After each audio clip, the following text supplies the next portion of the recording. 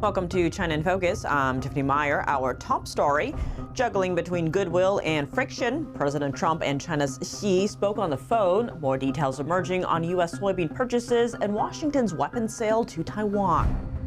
An FBI raid highlights a major security loophole with loose regulations on virus labs in the U.S. How could this be exploited by China? Senior investigative reporter Joshua Phillips explains. You wouldn't have to launch a biological warfare attack on America. You could make it look like an accident in someone's backyard. President Trump warns the U.S. would militarily secure its base on the Juggle Islands if American forces come under threat. Meanwhile, a lawmaker says the UK's prime minister should consider another option. If you're determined to divest the people of the United Kingdom of these islands, please sell them to the United States. And as President Trump and China's Xi spoke by phone discussing Taiwan, as China restated its claims of the island, Taiwan's opposition delayed a new defense budget, drawing criticism from U.S. lawmakers. The Trump-Xi call has put the budget stalemate back in the spotlight.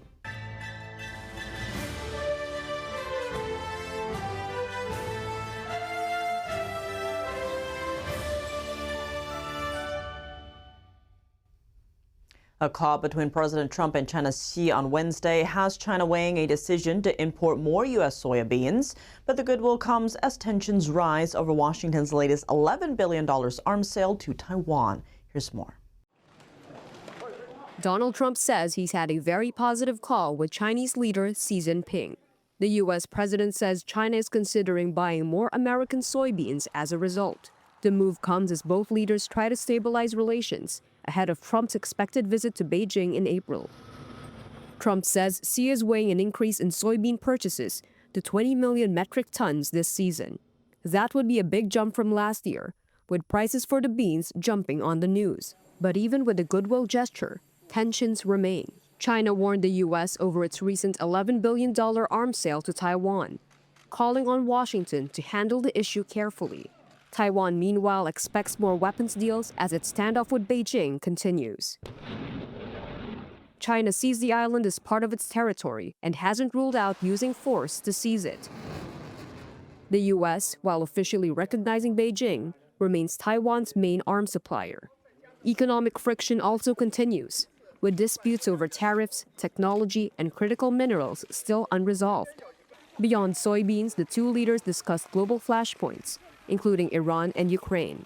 It's all part of efforts to find common ground as the world's two biggest economies navigate a fragile trade truce. Trump called the relationship extremely good, saying both sides recognize the importance of maintaining strong ties. Xi, in an official summary, said he attaches great importance to Sino-U.S. relations. President Trump and Chinese leader Xi Jinping spoke by phone on Wednesday. Trump later posted on Truth Social that Taiwan was part of the discussion. China's foreign ministry repeated its position that Taiwan is part of China and urged Washington to be cautious about its arms sales. Beijing said Trump acknowledged China's concerns and agreed to stay in communication to keep U.S.-China relations stable. Taiwan President Lai Ching-te said on Thursday ties with the United States remain strong and unchanged. He also stressed that Taiwan does not belong to China. Meanwhile, Taiwan's opposition has once again blocked a plan to spend about $40 billion on defense over the next 8 years. President Lai warned the move could put Taiwan at risk. The U.S. State Department and lawmakers from both parties have also responded to the development. U.S. lawmakers are criticizing Taiwan's opposition parties for blocking a new defense budget. Senator Roger Wicker said he's disappointed, while Republican Dan Sullivan warned that cutting Taiwan's defense to bow to China is playing with fire. Democrat Ruben Gallego added that with threats from Beijing rising, now is not the time to weaken Taiwan's defenses. The $40 billion defense budget includes major U.S. arms purchases, but opposition parties have stalled it, including the Kuomintang and Taiwan People's Party. Some KMT lawmakers are worried that previous U.S. delivery delays mean American contractors might struggle to meet Taiwan's large arms purchases. Meanwhile, KMT's vice chairman visited Beijing this week for a forum with Chinese official think tanks and met senior official Wang Huning. KMT chairman reportedly hopes to visit Beijing this year and meet Xi Jinping. Some analysts say the budget deadlock shows Taiwan's political divisions. They note how it allows Beijing to use it to strengthen its infiltration and fulfill Xi's goal of winning without fighting. The director of the American Institute in Taiwan, Raymond Green, called the spending essential for deterrence. He urged Taiwan's parties to find common ground. The U.S. State Department echoed that support and welcomed Taiwan's $40 billion defense budget. Taiwan's defense budget has grown steadily, now 2.5% of GDP, aiming for 3.3% by 2026. An investigation is now underway over a suspected biolab found at a Las Vegas home. Its owner is a Chinese national who's been arrested 3 years ago after authorities discovered an illegal biolab he ran in California. One major concern is that it's not very difficult to start a virus testing lab in the U.S. due to a lack of strong regulations. How could the Chinese regime exploit this loophole, and does it pose a potential bioweapon threat? NTD's Don Ma spoke to Joshua Phillips for insight. He's a senior investigative reporter for the Epoch Times who investigated the biolab in California. Take a look. So Josh, always great to have you on the show here. Now, investigators are saying the makeshift lab in Las Vegas has links to the Reedley biolab found in California in 2023, which you've reported on. So can you tell us more about this? What is the situation? Yeah, so a biolab tied to a Chinese national was found in both Reedley, California, which is a nice little farming town, and also in a place in Las Vegas. The individual who is, being accused with this, he was with the lab in Reedley, California. This is what is it, Jai Bei Ju, and basically, he's wanted. He's a wanted fugitive from Canada. He was caught doing IP theft, intellectual property theft in Canada. Came to the U.S. and he was running what he's being accused of. He's awaiting trial basically in California still. But the allegation is they were making counterfeit COVID-19 test kits and selling them on like the internet. It was a very strange case. Authorities went in the California one. People might have heard there was a story that they had found Ebola in a Chinese biolab in California. The reality of it is they never actually tested any of the vials. There were refrigerators with unlabeled or unknown substances. Some of them had Chinese names. Some of them had code names. There were pieces of paper with it was assumed, basically went with them. The CDC never tested any of the vials. Local officials called. Nothing ever happened with it. And everything was destroyed. What is known, they had live COVID-19, live tuberculosis, live HIV, live handful of other diseases. They also had over 1,000 humanized mice they were doing experiments on, part of the process of making these counterfeit COVID test kits. The individual charged with that is part of the same company that's apparently tied in with this laboratory they just found in Vegas. He claims that he's already since stepped down from that, but we're awaiting information still. We don't really know what the heck is going on with this. Okay, so Josh, what is the concern here? You mentioned live viruses and diseases in these makeshift biolabs. Is the concern that these pathogens, viruses, could be released accidentally or on purpose? That's a real concern because, and this is how it was explained to me by several people I interviewed. Okay, concern number one, in the United States, there are really not any strong regulations against doing this. And that was a big concern the Reedley lab raised. I spoke to several local officials about this. Basically, in the United States, if you want to start up a virus testing lab, it's not that difficult. You can register it. You can buy humanized mice. They're only about $7 each. They're not even expensive. You can buy live viruses and you can experiment with it. The laboratory they found in California was in the back part of a recycling center that used to be a refrigeration chamber for, a local rail line, like not even a professional complex. The one they found in Vegas, this was apparently in the back of someone's house. The concern is somebody could mess up. Maybe you'll infect yourself experimenting with different viruses and then go around and who knows what you could cause. You could cause quite a bit of damage. The other concern that was raised to me, though, is how the CCP could use this, because a lot of these individuals tied in with this Reedley lab, Chinese citizens, people tied in with IP theft, intellectual property theft, people tied in with the United Front, just through their associations. The CCP, if they did want to use this, well, you wouldn't have to launch a biological warfare attack on America. You can make it look like an accident in someone's backyard. Okay, so on that concern, Congress's Select Committee on the Chinese Communist Party has raised such concerns of bioweapons research at the Reedley Lab. So what do you make of those concerns then? Well, the hard reality is we'll never get answers on the Reedley Lab because everything was destroyed. All the evidence was destroyed. They had to hire a company to come in and basically just eradicate everything. The reason was local officials, and I spoke with them. I interviewed them.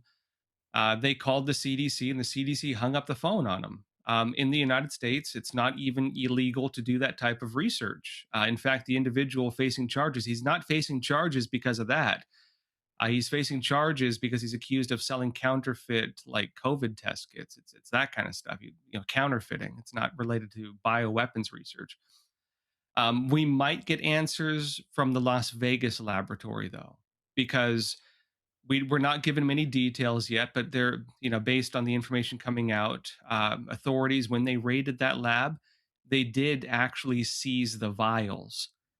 And if they seized the vials, I would imagine there's no way you're going to seize things like that and not test them, if not only for safety. And so we might actually get answers because of the connections to the Las Vegas lab. Okay, Josh, you said earlier that the CCP somehow could use these biolabs. Is there evidence that shows the CCP is directly involved in these incidents? Only indirectly. So I did look into that pretty extensively. Went to San Francisco, Chinatown, looked into some of the associations tied in with it. You do have some CCP tied individuals connected to the lab. You also, through the same network, have what are called the Little Red Schools, which are Chinese Communist Party indoctrination centers, schools for kids, like, young kids, based in Las Vegas. And so you do have CCP connections. In terms of Chinese Communist Party biowarfare projects, it's a lot of smoke and mirrors, because what a lot of people would tell you, most countries would say we do not have a biowarfare program, but they all do. And the reason is, what is a biowarfare program? A biowarfare program is virus research.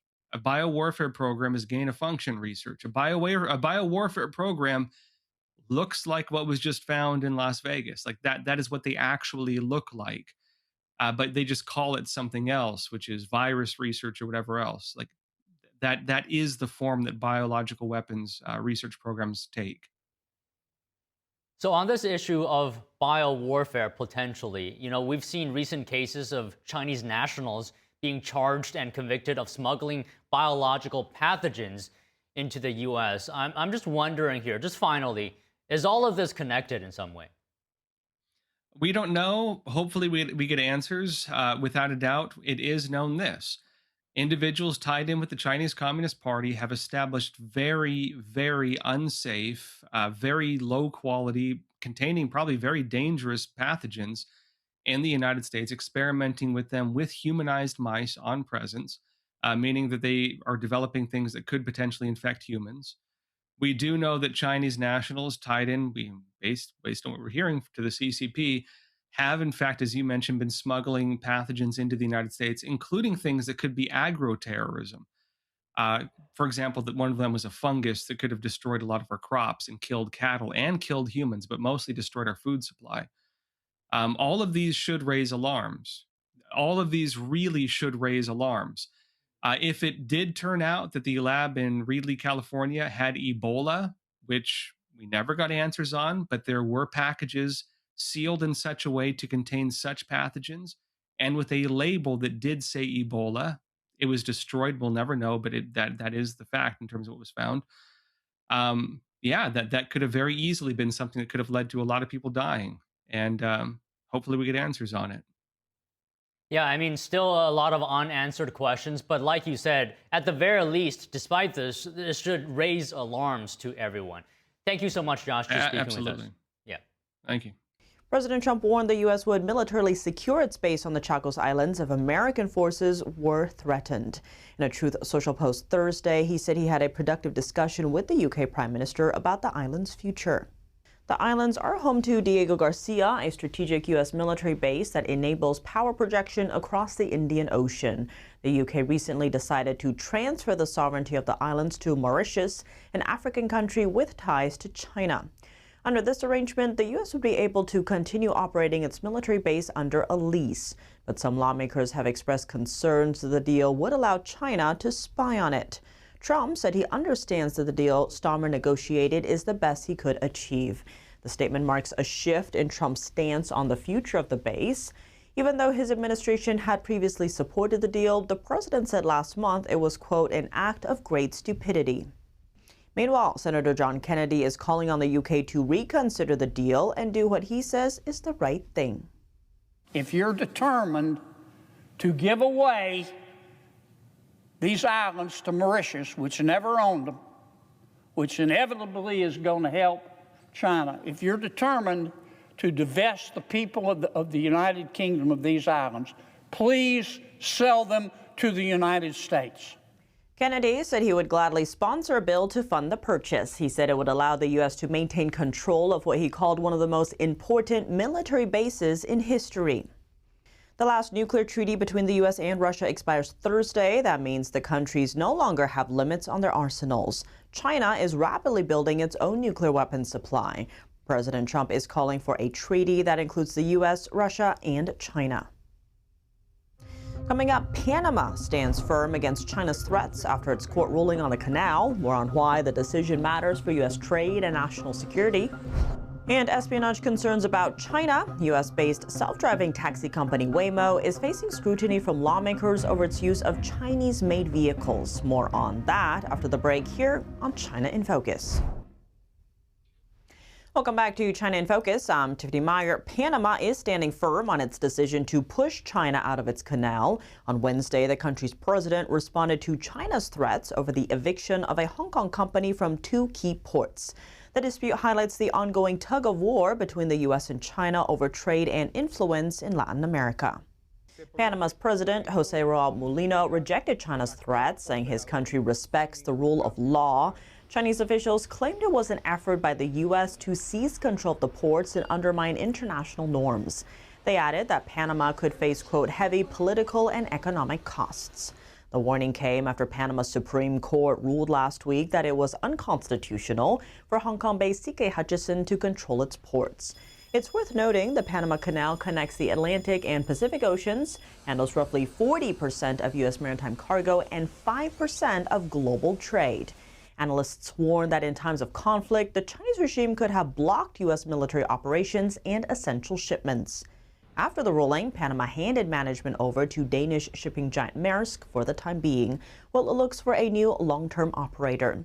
It's a major win for the U.S. as Washington seeks to reduce Chinese influence in Latin America and the Western Hemisphere. A heated Senate hearing is putting the spotlight on America's self-driving car industry and its reliance on Chinese-made vehicles. Lawmakers pressed autonomous car companies, especially Waymo, over safety concerns, outsourcing, and the use of foreign technology. During a hearing Wednesday, senators questioned Waymo executives about plans to use cars from a Chinese automaker. They also raised concerns about the company's use of overseas workers who can control these robo-taxis remotely during emergency situations. Lawmakers warned that Chinese-made technology and overseas workers could pose potential national security and safety risks on American roads.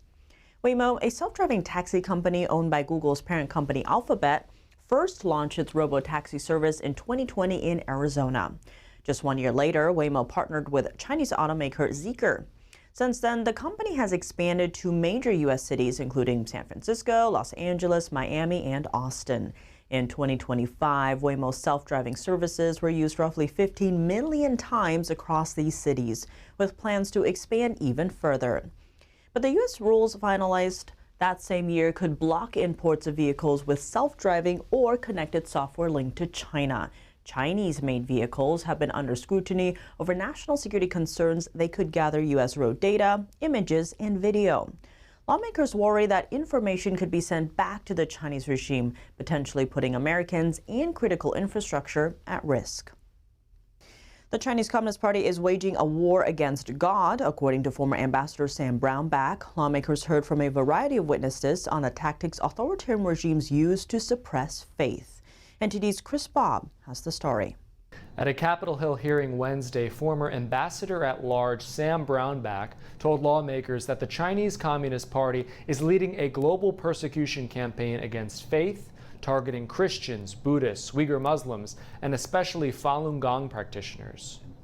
Communist China will spend billions of dollars this year alone to suppress every faith that exists in that country, and they save their greatest anger and bile for the Falun Gong. We should see them as our greatest ally.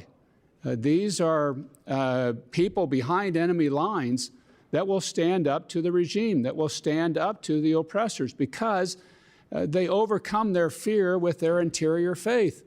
They will fight, even if it means their life. Brownback says China uses advanced surveillance technology to crush religious freedom. And literally, it's a war on God. They can find that one person out of 100,000 that will actually lead people against a regime that's driven by their faith. They can pinpoint that person and get him or her. Brownback urged the U.S. government to more openly support religious leaders targeted by authoritarian regimes. But you act through these people that are people of faith and back them. Have the Vice President, the Secretary of State, go to Dharamsala, India, and meeting with the Dalai Lama and saying, we are behind you guys. Bring the head of Falun Gong, the gentleman that brought Falun Gong out, who is now exiled in the United States, bring him here and laud them for what they have done in standing up and trying to bring ancient Chinese civilization back. Dr. Stephen Schneck warned that U.S. programs supporting religious freedom abroad are at risk. That the programs of USAID, programs at the Department of State, some programs at the U.S. Institute of Peace, Voice of America, these programs, nation-building programs, frankly, have been a critical component of the United States' effort to promote religious freedom abroad. So around the world, the funding that the United States government has been providing, that money has largely withered and dried up as a result of the DOGE cuts. As lawmakers seek to hold the Chinese regime accountable, one bill moving through the Senate is the Falun Gong Protection Act. Passed by the House last May, the legislation now has 8 Senate co-sponsors and targets forced organ harvesting and other systematic abuses against people of faith in China. Reporting from Washington, D.C., Chris Bobb, NTD News. That's all for today's China in Focus. I'm Tiffany Meyer. If you have any feedback on the show or have something you'd like to see us cover, send us an email at chinainfocus@ntd.com. We'd love to hear from you. Round-the-clock original news coverage, visit us at ntd.com or download our NTD app. Thanks for watching. See you tomorrow.